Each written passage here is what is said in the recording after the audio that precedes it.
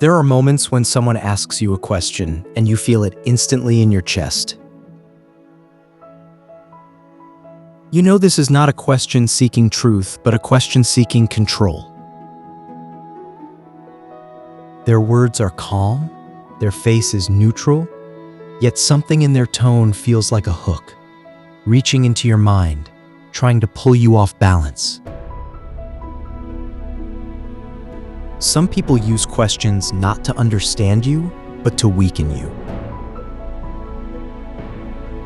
They make you explain, justify, doubt yourself, and slowly shrink inside. The wisest souls, the truly smart people, have learned a quiet art. They simply do not answer certain questions. They do not fight, and they do not argue. They just refuse to step into the trap. In this reflection, we will walk through 3 kinds of questions that intelligent, self-respecting people never answer. We will see them through the lens of Stoic wisdom, with a calm gaze and a steady spirit. You may recognize them from your own life, in your family, in your relationships, at work, and even inside your own thoughts. As we move through these insights, you will learn how to keep your power, stay rooted in yourself, and respond not with fear, but with dignity or with silence. The first kind of question sounds like a search for reasons, but it is really a search for control. It often begins with a single word, why. Why did you do that? Why did you say that? Why are you like this? Sometimes, these are sincere questions born from a real desire to understand you. But very often, they are not questions at all. They are accusations wearing a mask. Imagine a courtroom. You stand alone in the center. Someone else sits above you as the judge, looking down. When they ask, "Why did you do that?" they place themselves above you. You become the one who must explain. They become the one who decides if your explanation is good enough. This is the first trap. Smart people understand that when a why is loaded with judgment, answering it will not bring peace. It will only feed the hidden trial already happening in the other person's mind. The Stoics taught that we are responsible for our own mind, not for the opinions others form about us. Our task is to choose our actions according to wisdom and virtue, not to chase every passing judgment. Epictetus reminded his students that other people are free to hold their opinions, and we are free not to be ruled by them. When someone asks you in a cold and heavy tone, "Why did you do that?" what they often want is not truth. They want submission. They want you to confess guilt and accept their version of the story. If you answer, you step into their frame. You accept the role of the accused. Smart people feel the energy behind the question. They sense whether it comes from curiosity or from control. When it is a trap, they do not explain their soul to someone who has already decided to misunderstand them. They save their deeper reasons for those who can hold them with respect. They may gently say, "I had my reasons, and I am at peace with them."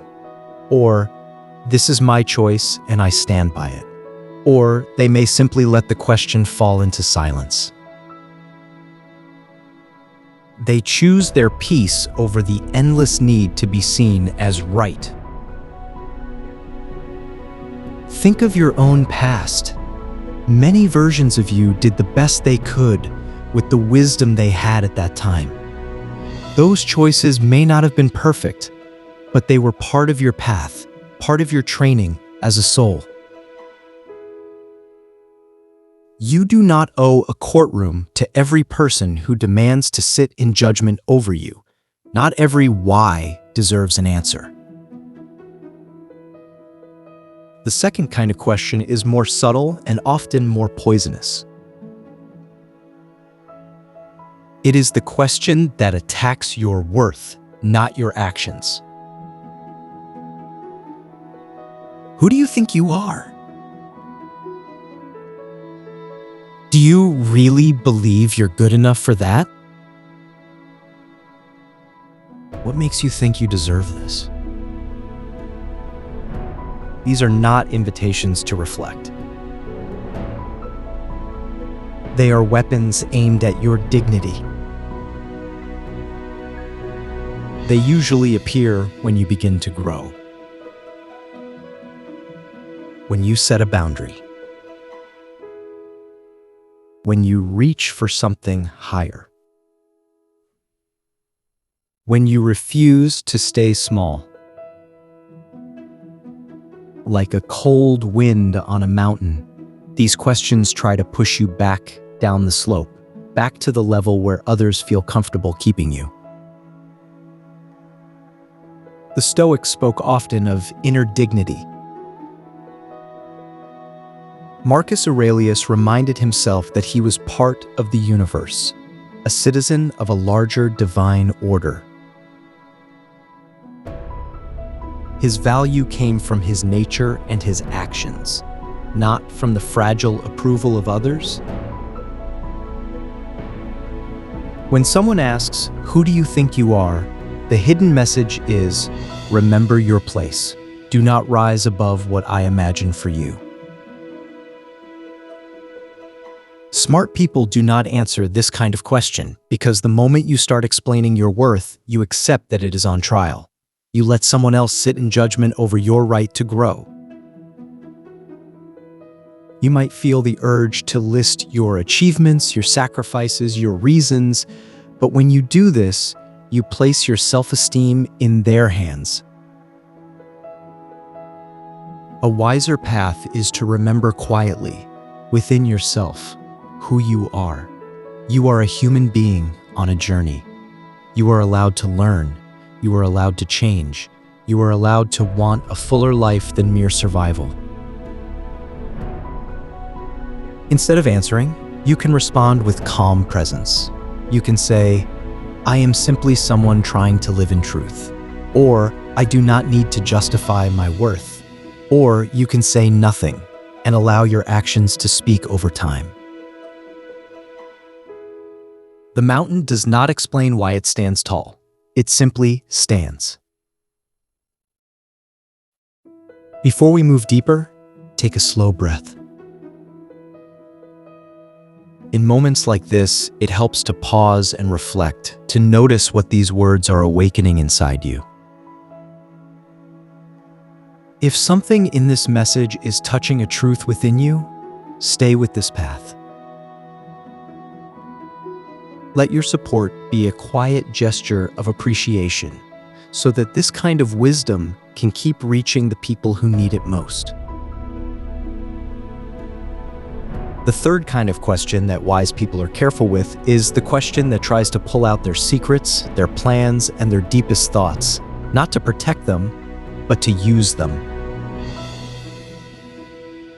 What exactly are you planning to do next? Tell me everything you're thinking about this situation. Be honest, what's your strategy here? Sometimes this comes from a place of care, from a friend or mentor who truly wants to support you. But often, it comes from curiosity mixed with envy, or from people who want information so they can predict you, block you, or copy you. There is an old saying, not every ear deserves your truth. The Stoics valued discretion. They spoke of the inner citadel, the fortress of the soul that must be guarded. Your thoughts, your future steps, your doubts and hopes are not public property. They are seeds that must be protected, until they are strong enough to face the world.